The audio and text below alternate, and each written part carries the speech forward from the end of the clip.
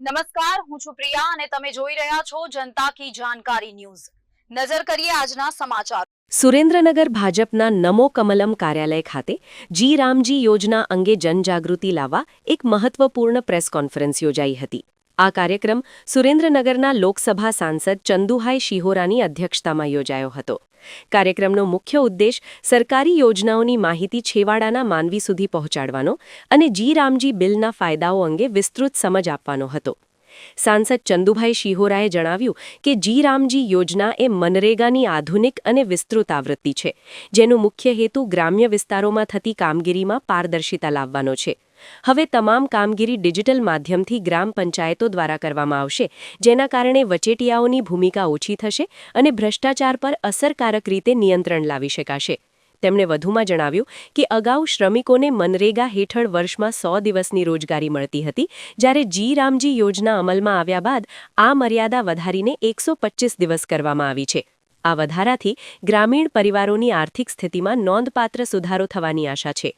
Press કોન્ફરન્સમાં ભાજપના અગ્રણી નેતાઓ હાર્દિકભાઈ ટમાલિયા અને વિપુલભાઈ ચૌહાણ પણ ઉપસ્થિત રહ્યા હતા। તેમણે યોજનાના ટેકનિકલ પાસાઓ અને સ્થાનિક સ્તરે તેના અમલીકરણ અંગે પત્રકારોને માહિતગાર કર્યા હતા। કાર્યક્રમના અંતે પત્રકારો દ્વારા પૂછાયેલા પ્રશ્નોના જવાબ સાંસદે મૌલિકતા અને સ્પષ્ટતા સાથે આપ્યા હતા। તેમણે વિશ્વાસ અપાવ્યો કે જી રામજી યોજના અંતર્ગત તમામ ફંડ અને કામગીરીનું મોનિટરિંગ ડિજિટલ પ્લેટફોર્મ દ્વારા થશે, જેથી ગેરરીતિ અટકાવી શકાય। આ પ્રેસ કોન્ફરન્સ દ્વારા ભાજપે સ્પષ્ટ સંદેશ આપ્યો કે સરકારની યોજનાઓ હવે માત્ર કાગળ પર નહીં પણ ટેકનોલોજીના સહારે સીધી જનતાના હિતમાં અમલમાં લાવવામાં આવશે। સુરેન્દ્રનગર રિપોર્ટર મહેશભાઈ ઉતેરિયા।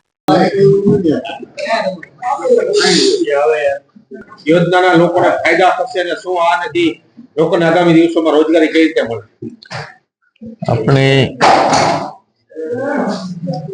કેન્દ્રમાં મોદી સરકાર જે ચાલી રહી છે એમાં મોદી સાહેબનો એક સંકલ્પ છે